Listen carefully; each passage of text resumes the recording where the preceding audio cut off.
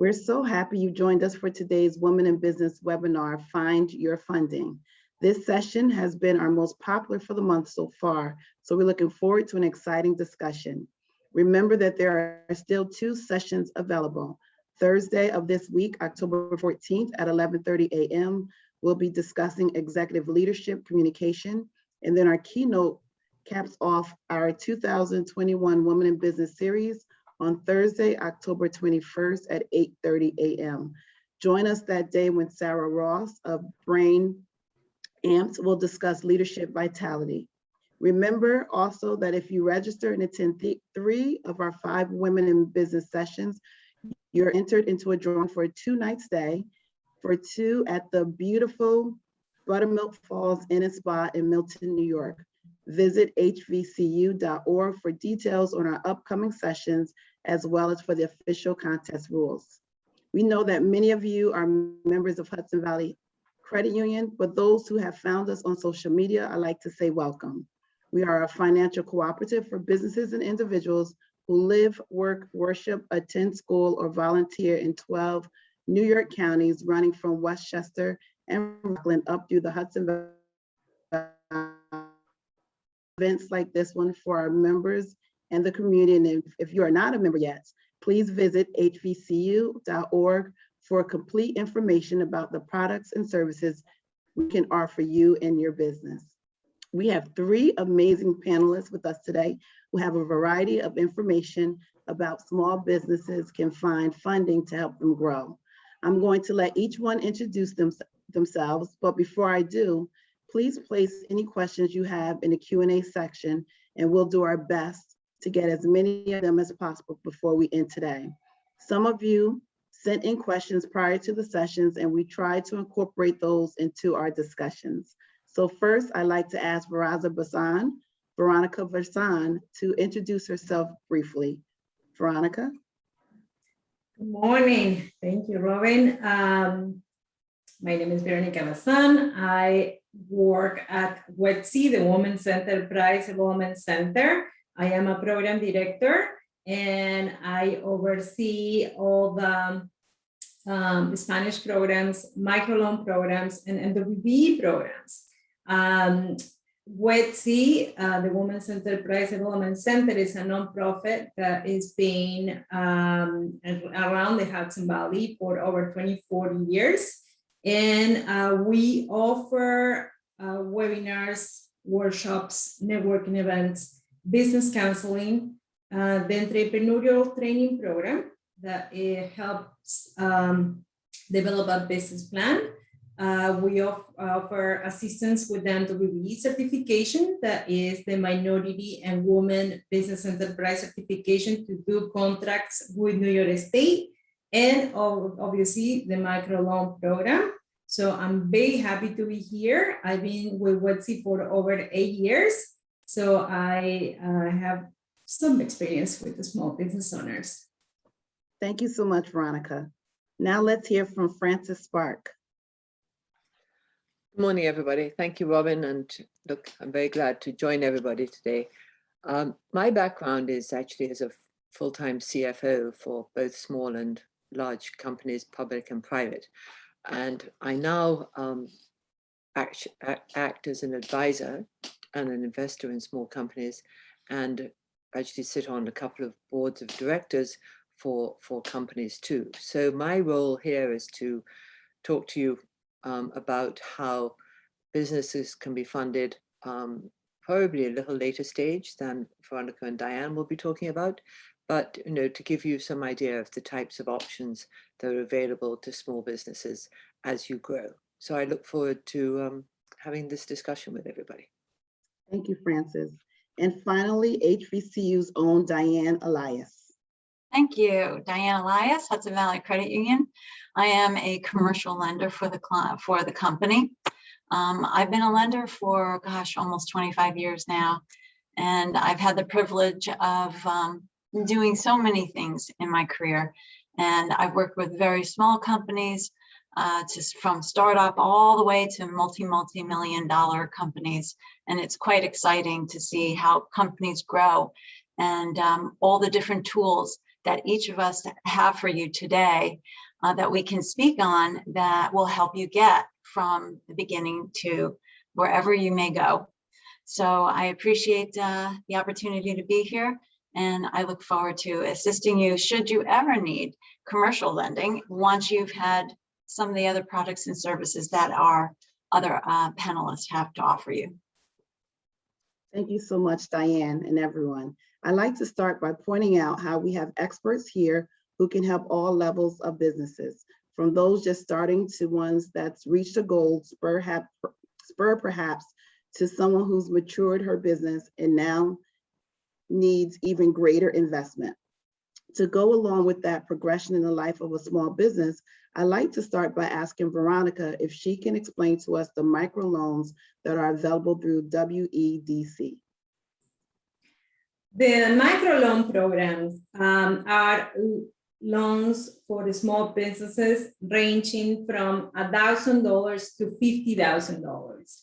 And they have a repayment term of 12 to 36 months. The interest rates are a little bit higher just because we are providing microloans to businesses that cannot go to the bank. Let's say Diane here, she can provide loans for businesses that are established for over 2 years and they have profits. Where the other small businesses go when they cannot do that, they come to organizations like ours and we can provide the funding. But that means that for us, a little bit more risk. So the interest rate is a little bit higher and it ranges from 6 to 10% on average of that. We are providing these loans with another organization. We're partners with the Business Outreach Center. They have locations in Brooklyn, Queens, and the Bronx. And through them, we are kind of like the middleman here in the Mid-Hudson. And we have loan counselors that prepare the package and send them to the underwriters at POC. So or credit history or FICO score to start for any small business owners is around 600 and up. And according to what they're asking, if they need more, let's say a $50,000 loan, we prefer that they have a better FICO score and a good credit history. The other thing I would like to say is our loans are used for the purchase of equipment, the purchase of equipment, supplies, working capital, and that also we have for mobilization for contracts. If you are, let's say, in the construction industry and you got a contract, and you don't have any money for the materials, we can provide that loan to help out with those, to buy those materials. Great. Can you talk a little bit about the application process? The application process is not going to be overnight. We're going to be asking for the tax returns, personal and the business, for bank statements, personal and business for the last 3 months.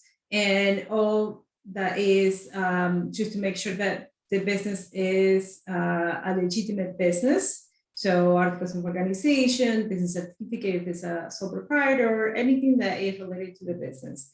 And I want to clarify that this loan it has to be personal guaranteed. So that means that if the business goes under, the small business owner, it still has to repay the loan. And one of the most important things is we're going to be checking in all the documentation that they can repay the loan, that they have a source of income that they can show. We need proof that they can repay the loan. Robin, you're muted. I have it. Thank you. Several of our attendees sent a similar question. Can a new business, and I believe you answered this, apply for loans without using their personal credit information from the owners, entrepreneurs, if that's possible? Well, you can apply with the employee identification number. And yes, definitely you're gonna do that. And because this is personal guarantee, you need to show either your social security number, and if you don't have one, your IT number. The IRS provide the IT number. You can use that too. Excellent, thank you. Francis, you've invested personally in a number of women-owned businesses. Can you tell us about the Hudson Valley Startup Fund that you're a part of locally? How are they working with local businesses and what they're looking for in a business that applies to them for funding? Yes, I just want to clarify a little bit. I do some work with the Hudson Valley Startup Fund, and Okay. I also invest through another angel investing group called Golden Seeds. And the thing about Golden Seeds is that we focus on women-owned businesses. Women businesses, as everybody knows, have been historically far, far behind male-owned businesses in getting funding. So that's been our focus there. The type of businesses that I have invested in and have been a variety of things. One is a company that some of you may have heard of called Little Passports, which is actually a publishing company which provides a subscription to children to learn about traveling around the world, and they get a package every week. And that's a company that's grown very well and actually did extremely well in the pandemic because people were looking for things for their children to do at home, and that worked well. Other companies, I think if we think about what people are trying to do today, I mean, retail companies, manufacturing companies, those are also taking funding availability. They have funding available from the Hudson Valley as well as from us. I think otherwise, the software is a big business now. Software is providing a lot of services. So, I think in terms of relevance to the audience today, I think one really needs to think about, what is it you're trying to build? Is it a product or is it a service? And then as you prepare your business plan, to think about the type of customers and the type of growth and how you're going to grow that business. And I'm sort of going to tag team onto what Veronica said, in that it's really building your business plan that's the starting point, and then you can begin to have discussions with people as to what the most appropriate type of funding is. So I hope that's covered a few of the things, Robin, that you want to mention today. Yes, thanks, Francis. Can you tell me a little bit about how does the Hudson Valley startup differ from the angel investing you've done through Golden Seed? In a way, not very different in some ways, because I think what happens is when someone goes to a startup fund, and maybe I should just explain how that capital is available. So in an angel investing group or as in a startup fund, individuals who have sufficient wealth of their own will actually pool their money into these funds. And they will say, well, look, they think that there's an opportunity both to grow businesses, but also to grow things that they hope will be profitable to them as investors. So when you look at a new business that comes to you, it's very important, you assess a number of criteria. You assess, one of the very critical things is you assess the management team, you assess the owners of the business. You not just look to them for their credit worthiness, but you look to them in terms of what have they done before? How do they approach problems? As we all know, most businesses don't go in a straight line. So what happens when you have people had situations in the past where they haven't, they've had to rethink how their business is going to run in the future. So it's about looking at the management team. It's looking about the type of market, the type of product or service that they're wishing to develop, and also how what is the market for that product and service, and how are they going to access that. So I think that those are similar criteria, whether you're funding through a local startup fund, a broader thing, and also I'm sure from Diane's perspective, when somebody's looking for a loan for their business, similar questions are asked. Excellent. Thank you, Francis. Diane, we've heard from Veronica, who's helping smaller entrepreneurs, and Francis, who's in a wide variety of startups. Let's talk about the more traditional process of financing. You said something in our planning meetings about the structure of debt. What is that, and why is it so important to entrepreneurs? Well, thank you. Yeah, the structuring of debt actually is extremely important right from the beginning. And it really goes back to what the use of funds are for. So for instance, if you're buying a building, you'll get a mortgage. If you're buying a piece of equipment, you'll get a term loan. And if you need working capital for supporting the purchase of inventory or payroll, for instance, accounts receivables, then you would talk about a line of credit. Those are some of your basic categories, okay? And they can fill out from there, but for just some general information, those would be the three types of products or buckets, okay? And each has its own purpose. So a working capital line of credit, which is for your accounts receivable aging, okay? It supports that. So if you had, say, $100,000 worth of accounts receivable, on the very low end, I think most banks would look at giving you at least 50% in a line of credit. So you'd get a $50,000, maybe even as high as a $75,000 line of credit.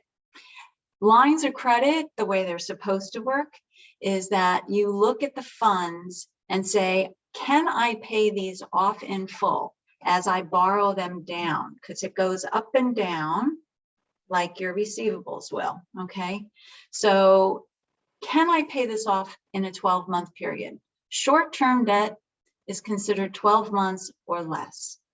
When you start to buy something like a vehicle, so a truck, a car, piece of equipment for your business, now you're looking at something that has a longer useful life, and you're going to amortize over time, and you're going to be using it for a finite or an approximate period of time, say 5 years.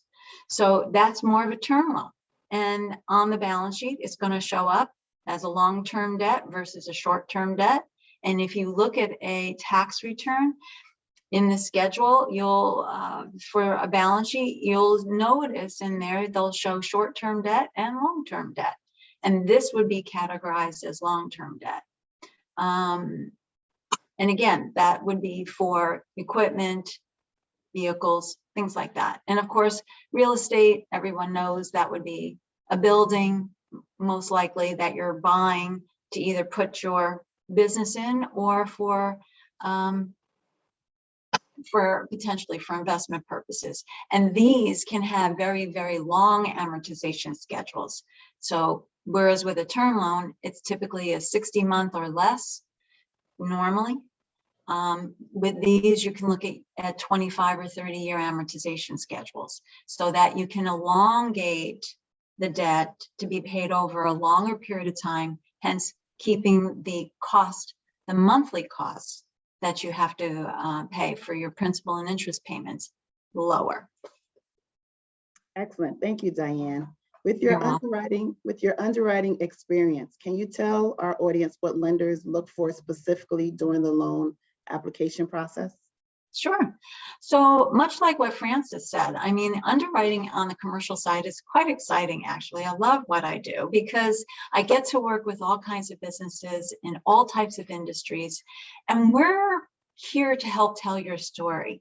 So most of the time, you'll find that the conversations that we have probably very unlike what you would ever have when you go to, buy a house, okay? We're going to ask you all kinds of questions like, what is your experience? What have you done? What is your education? So it goes to your experience, your character, how the fullness and breadth of everything that you do.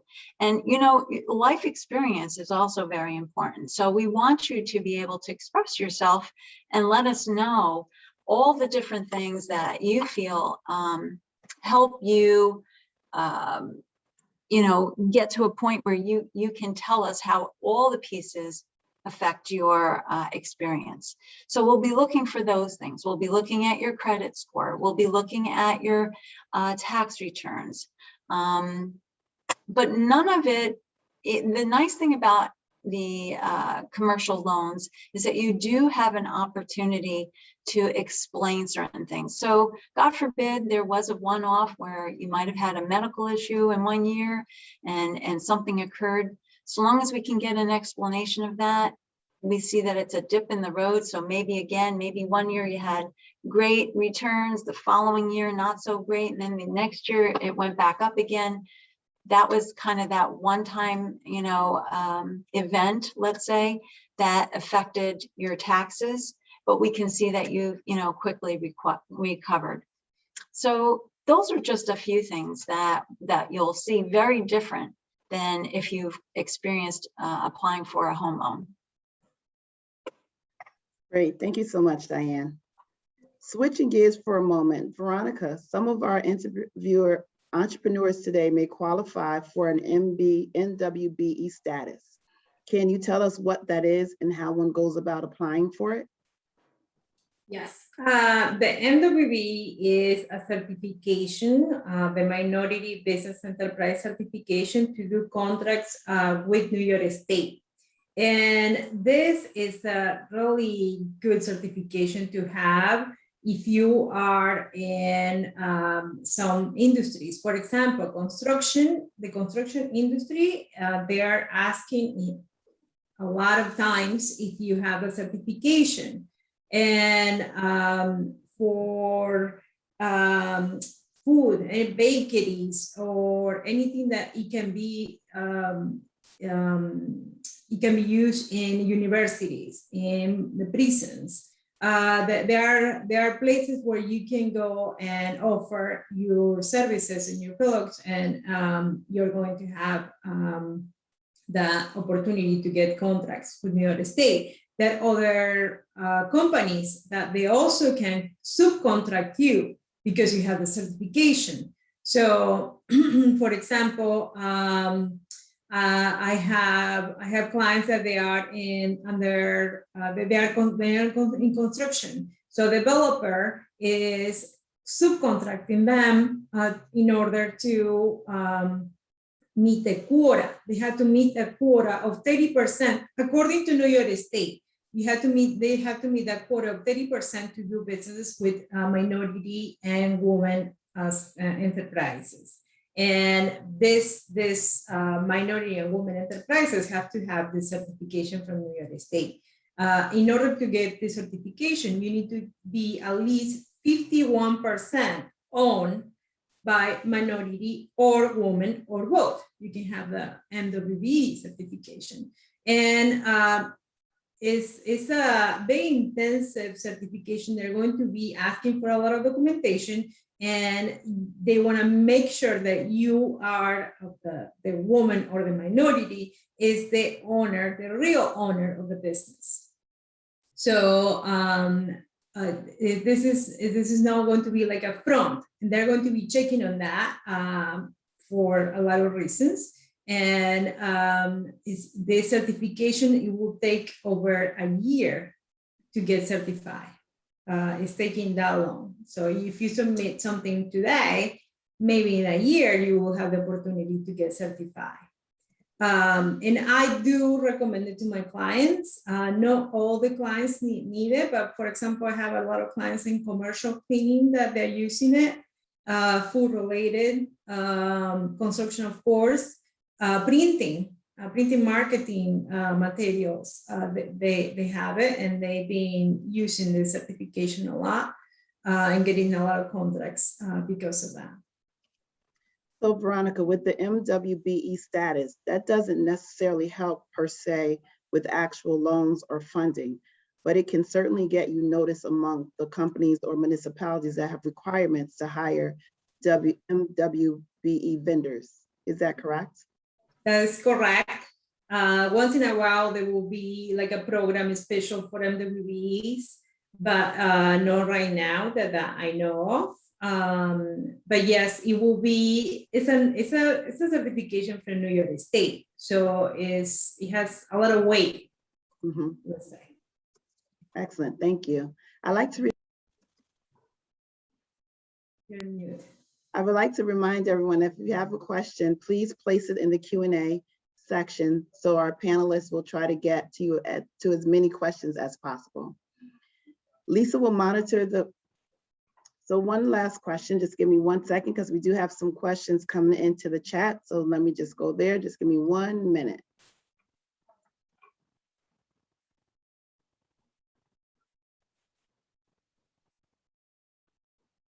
So one additional question that came in is, what's the best startup funding for new business with no business plans? What funding options exist for business owners trying to get started and aren't yet open for business? Does anyone would like to answer that one? Diane? Well, I think you might hear the same thing from all of us, but I think everyone should maybe chime in so that we get every opinion on this. But my thought is you have to keep in mind that this is a roadmap for your business. And so therefore, it is not necessarily just something that, oh my God, I got to do this for the bank, or I got to do this for, Frances, for her investors. You really need this information because this is how you plan. When you're doing a business plan, you're doing projections and assumptions. And those projections and assumptions are what you assume you're going to do as far as income, sales, and what those expenses are going to be against those sales. So if you don't sit down and do that piece, there's no way of ever knowing what you're going to need and when you're going to need it. And you look at the first year, the third year, the fifth year, do a projection. And again, it's not just for the banks and for some of these other ladies here with the different types of funds that are available. These are things that you do. And by the way, all of the businesses that have their life cycles that continue to grow into multi-billion-dollar companies, those companies still have business plans. They continue to morph their business plans each year. They look at where they've been and what they're doing now and where they want to go. And they make decisions based on their plan. So please, when you hear we want a business plan, don't make that a negative. Don't look at that as a bad thing. Look at that as a tool that you have, that you build, that is for you, that you share with us. Frances, do you have something to add? Yes, thank you, Diane, very clearly explained. I think what may be inherent part of this question is, how do I do a business plan? How do I get started? And maybe there are some resources, and I put one in the chat. There are something called incubator funds. And the thing about incubator groups is that they are exactly as they describe themselves to be. They incubate companies. And so, there can be resources where there are mentors that you can go and have a chat with somebody and say, I've got this business idea, I'm not quite sure how to structure it.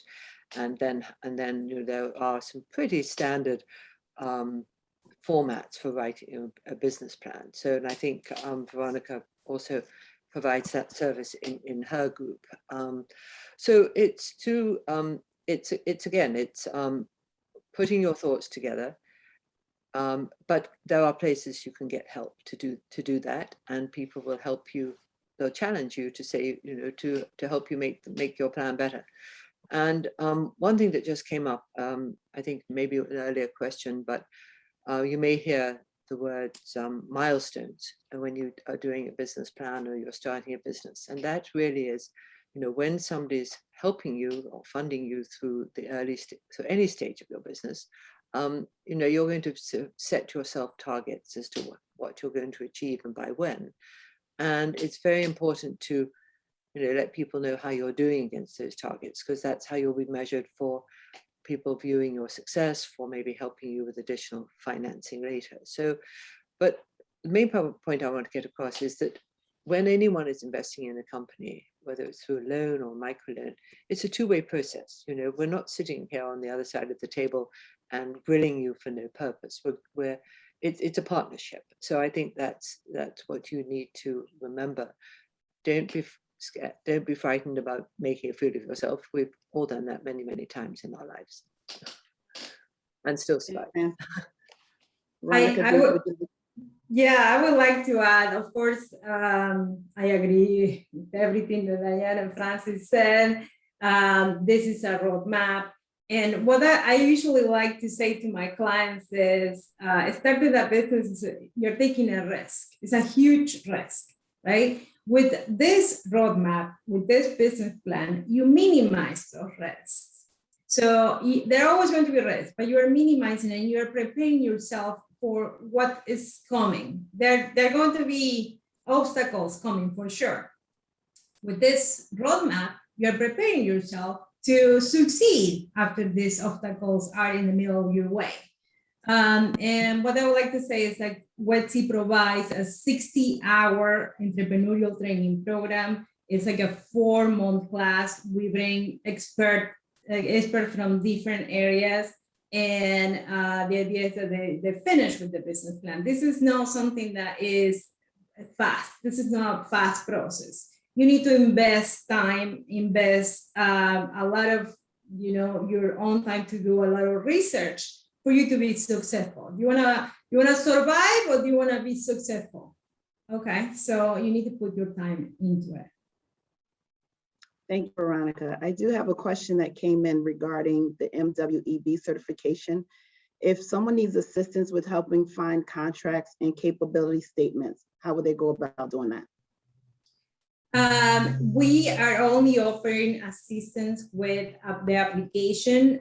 There are organizations that are called PTAC, PTAC, PTAC. The one that's around here is in the Isobro, from the South Bronx. So they can look for information in there, the PTAC at Sobro. Thank you. So what are the chances, anyone can answer this, what are the chances of receiving a loan or a grant with not so great credit and no collateral? You want me to take that? Sure. Well, from a bank's perspective, here's just some general information. First of all, even with great credit, okay, great credit and no collateral, chances are your interest rate is going to be much higher. Okay, so that's the first thing you have to know. Collateral, by the way, could be almost anything. I mean, when you're doing accounts, when you're doing a line of credit, for instance, we're putting what's called a UCC filing on your inventory, and it's really on all business assets. Most of the time, you'll hear someone say, "Oh, we'll put it UCC on ABA." ABA stands for all business assets, and that's basically whatever the company owns. But in reality, we're looking strongly again at the accounts receivable. So how much money do people owe you, and that you're waiting for that money, okay? And how long are you going to wait for that money? Could it be 30 days? So if you're waiting 30 days, that's the purpose of that line of credit, so that you can draw down, borrow that money, and start paying, continue to pay your personnel until those people pay. We can look at inventory. Maybe you purchased extra inventory because it's the year end, there's sales going on, you purchased excess. And again, that gives you better margins for when you may sell that particular item going forward. But that would be collateral. It's tangible, but it's not, it's my definition of soft tangible, because I really don't have a direct lien on that. Those items. On the other hand, if I have a mortgage, I'm going to put a mortgage, on a building that's very tangible. So the interest rate is going to be less. But when it comes then to your credit score, same thing. I mean, if you don't have a great credit score, you're going to have a difficult time with a traditional bank. If it's in the lower 600s, let's say, really you want your score to be in that 700 or above. If you're struggling on how to improve your credit score, something that I tell people all the time is take out a small loan. Take $1,000 or $500 or $200, whatever you have, and put it into an account and ask to have a term loan for, say, 12 months against that money. So you're taking a loan against your own money.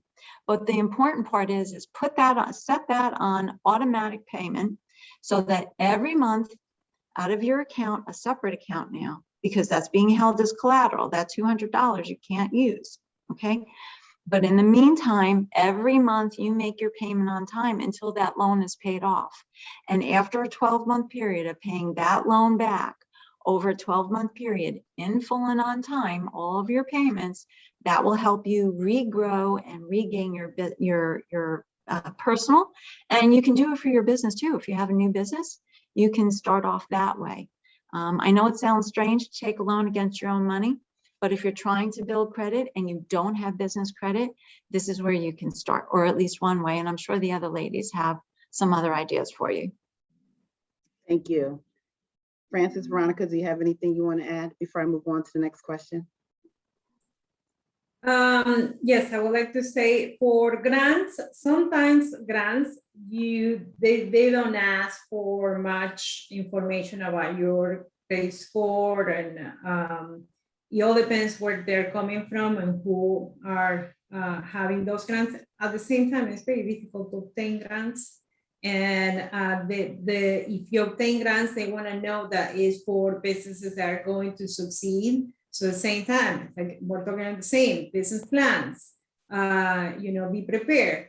Now for microloans, if you don't have a good business, personal FICO score or credit history, it's going to be difficult. Just like Diane mentioned, it's going to be very difficult. So one of our classes that we have in the entrepreneurial training program, the second class, we're talking about personal finance. The personal credit is extremely important for you and your business. Thank you, Veronica. There's a question that came in. Are there grants that are given to small businesses that help to grow their existing business? I'll jump in here, even though I don't really know enough to be very helpful. But I think the point is, within your local community or chamber of commerce or various things, there may be grants, but I think that it all goes back to what everyone said, is that you have to have a business to have a clarity as to what that business is. But there are grants, and they are quite hard sometimes to find. But that's not my field, so I'll pass it to someone else. I just know I've taken courses on grant writing just because I was interested in understanding the subject better for people when they are asking questions about grants. Interestingly enough, there is like a book that's probably, I don't know, 6 inches, maybe 8 inches, maybe even 10 inches deep of all the different grants that are available. So I believe there's probably a grant for almost anything. It's kind of amazing. So you really have to do some research. And if you've never, prepared a grant yourself, or you're not capable of hiring somebody, because it can be expensive to ask someone like a grant, to ask someone to prepare your grant. If you don't prepare it properly, by the way, that application will never be looked at. They just toss them, because for every single person that's looking for a grant, there's, so many applications for the same money. So they're going to look at that application. If it's not completed properly, it goes right out, doesn't get even looked at. So my opinion, if you really want information on grants and you really want to make sure that you're going to be the one that they pick, take a class in grant writing. It's not expensive. In fact, I think mine was free at a local community college, and I learned so much about it, and it was great fun. And I got to meet a whole bunch of other entrepreneurs, by the way. I was the only banker there.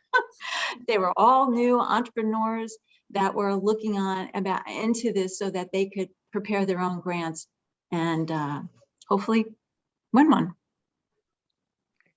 Thanks, Diane. Veronica? Yeah, I wanted to, I don't know much about grants, but I did ask my colleagues what see, and they gave us this links that if you're interested, please check on the chat. There are 3 different organizations around here that we can probably help with grant writing. I also want to talk briefly about the COVID-19 grants that they are right now. New York State has a COVID-19 recovery fund program. So if anybody who is right now in listening to us, if they were in business before the pandemic in 2019 and is still in business up to now, and they have the business tax return, just check on this. We can help with the COVID-19 funding.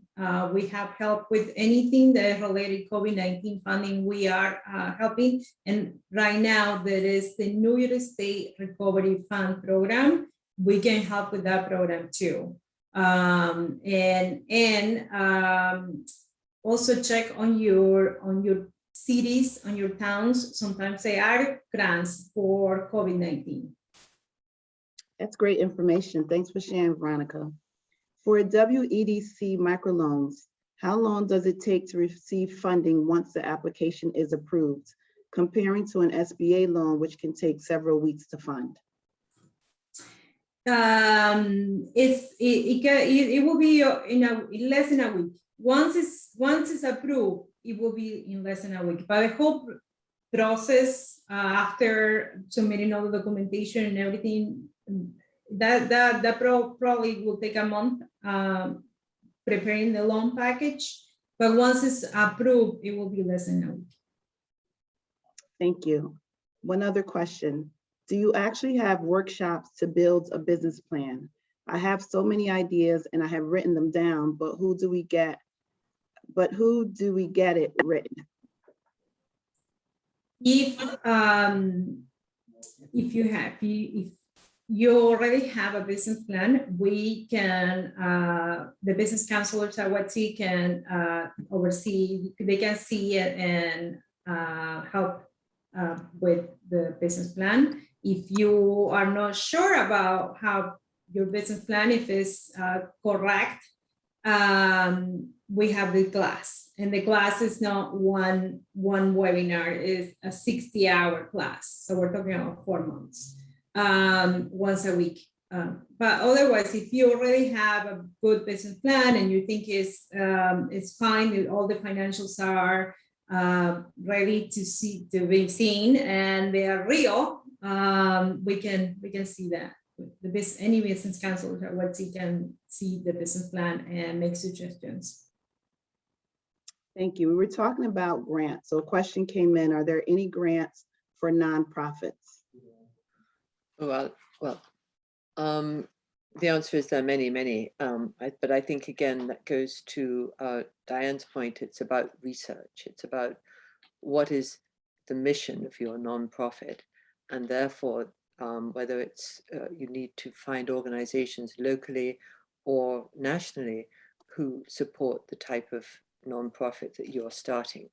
I mean, if it's related to food insecurity, that you would find certain people who fund that. And I think with nonprofits, as everybody knows, you're going to need to rely on a combination of donations, obviously set up the charitable status of your organization properly, but on donations from individuals and foundations, but also grants. And again, it's exactly as Diane said, understanding what's needed and writing the grant in accordance with what they're asking, because a lot of people are looking for funding. So it's not, I mean, it's different, but it's in a sense it's not different. It's about being prepared and following up.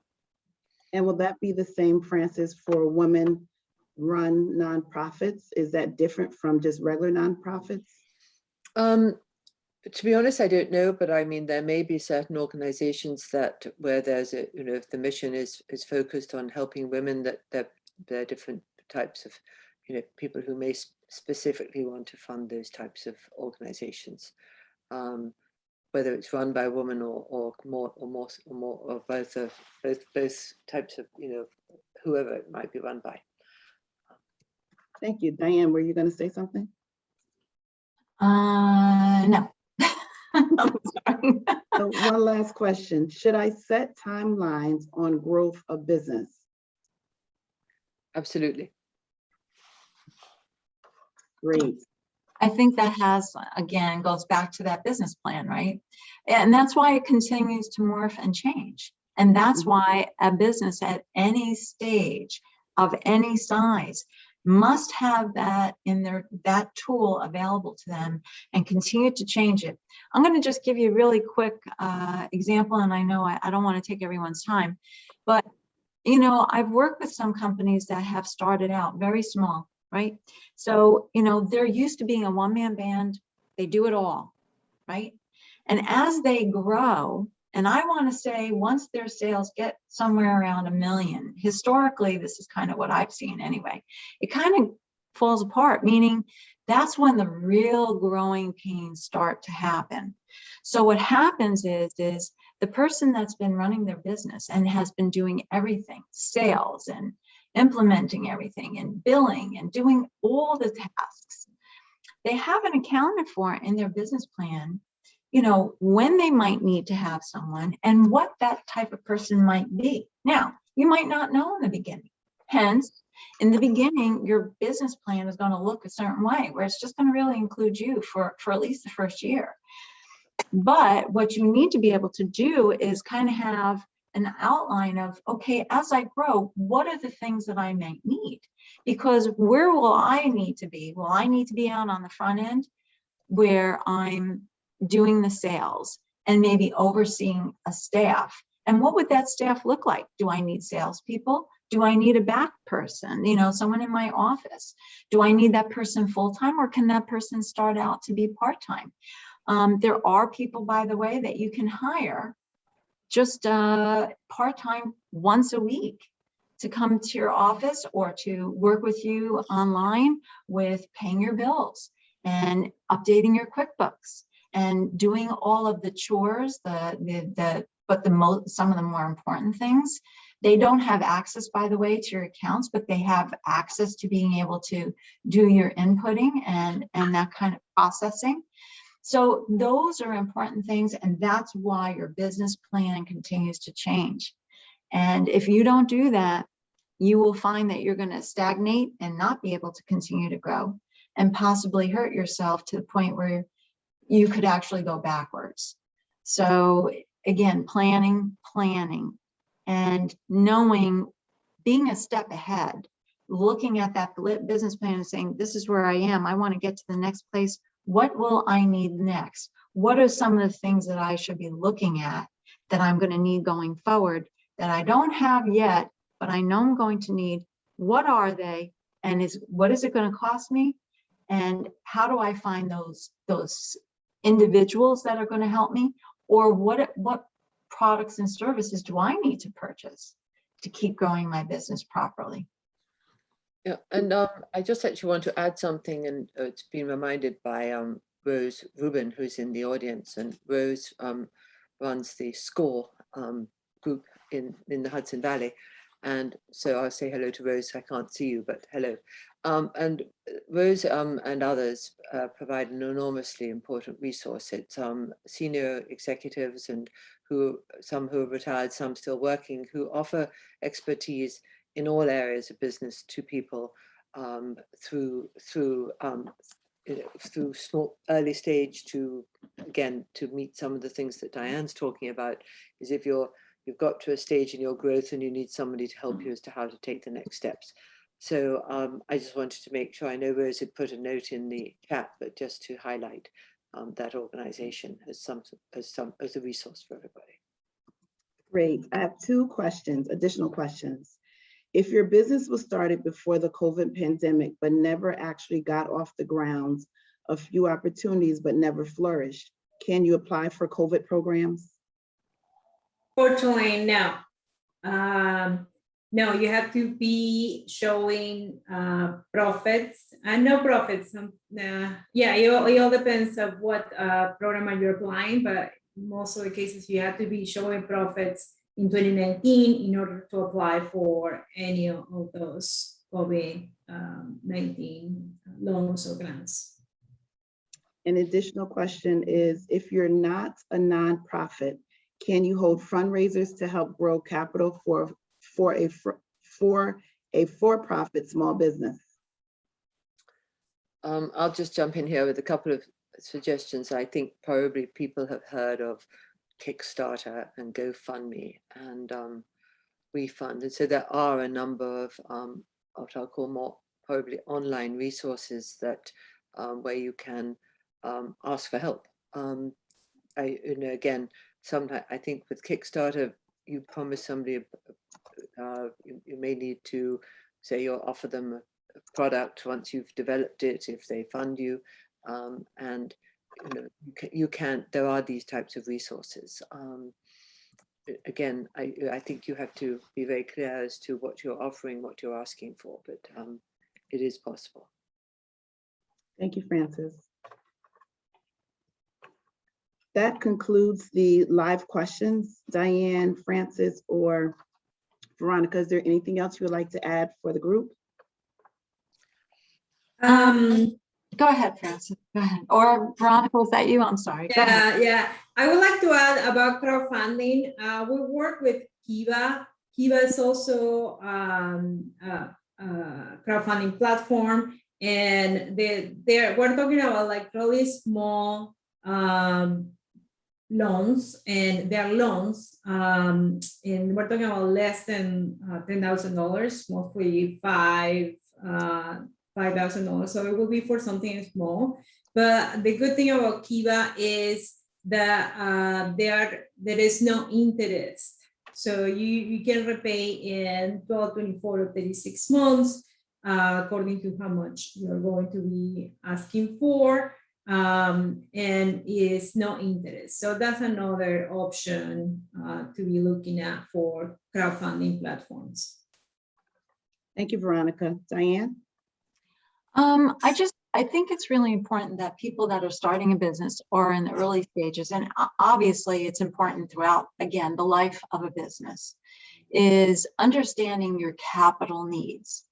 Capital needs is what you need to start your business and to keep it and sustain it over a period of time.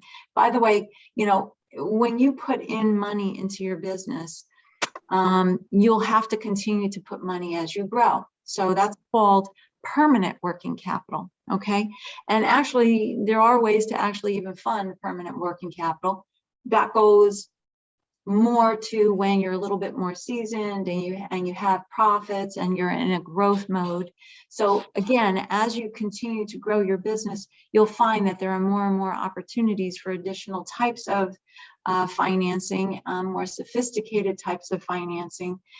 But it's important to understand that in the early stages, what really drives a business from failing or not, to be honest, is going to be if you have enough money to fund your own business. Some of that might be seeded by some of the different products and services that have been discussed this morning, but also too, you need to have your own cash.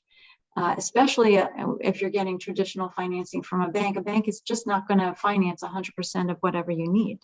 So you do need to store some money aside, put money away, work on that business plan, make sure you structure your debt properly.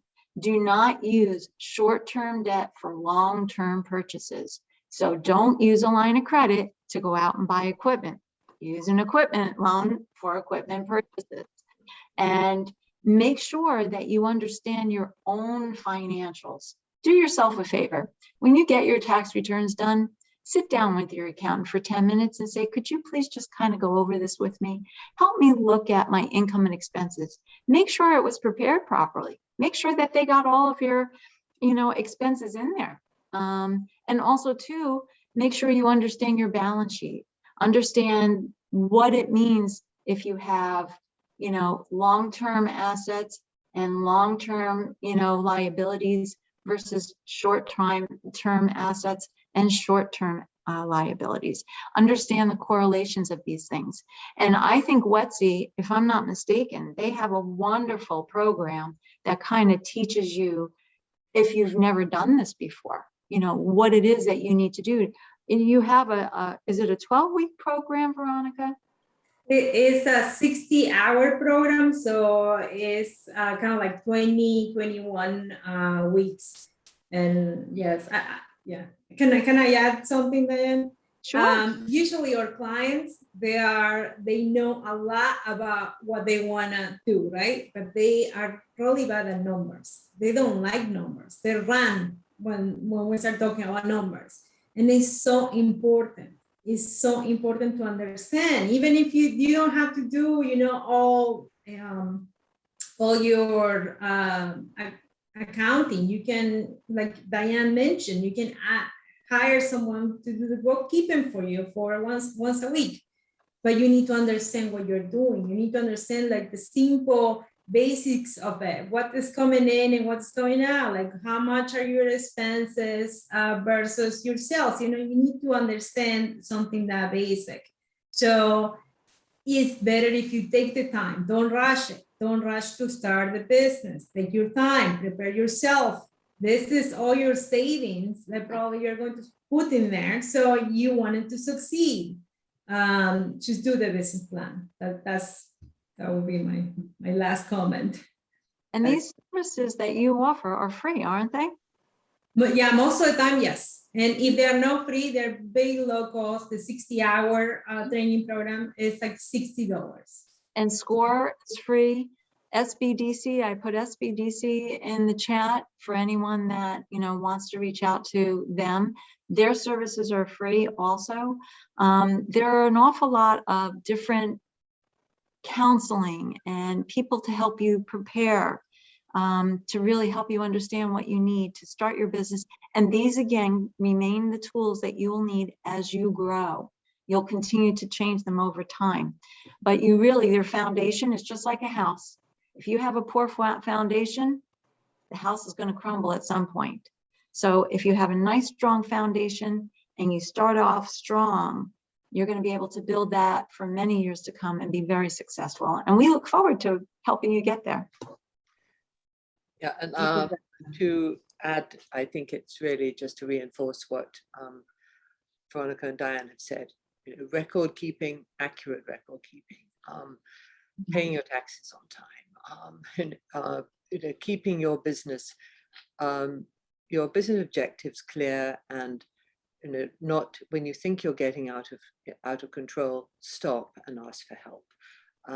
And good luck. I wish everybody great success in whatever they're doing, and hope to meet some of you sometime. Thank you so much, ladies. Veronica, Francis, and Diane, thank you all for being with us today. This was incredible. We expected this to be a popular topic, and you three have certainly helped educate the many women who joined us today on our webinar. We greatly appreciate your willingness to share all of your insight and expertise with all of us this morning. If you have any additional questions, feel free to contact Hudson Valley Credit Union, or you can visit us at community@hvcu.org. Again, I want to remind everyone that we do have 2 more sessions still in our 2021 Women in Business Series. Executive Leadership Communication will be held on Thursday, October 14th at 11:30 a.m. And our keynote speaker is Sarah Ross on Thursday, October 21st at 8:30 a.m. in the morning. Remember that final session is at earlier time, so please mark your calendars. Again, visit hvcu.org for more details. I believe we also place a link to that page in the chat, so you'll be able to see that. We hope that you can join some of our other sessions. And on behalf of all of us here at Hudson Valley Credit Union, we thank you all for being a part of the 2021 Women in Business webinar series. We're looking forward to 2022 when we can hopefully be back together in person. But until then, please be safe and be well. And thank you for joining us today. Thank you.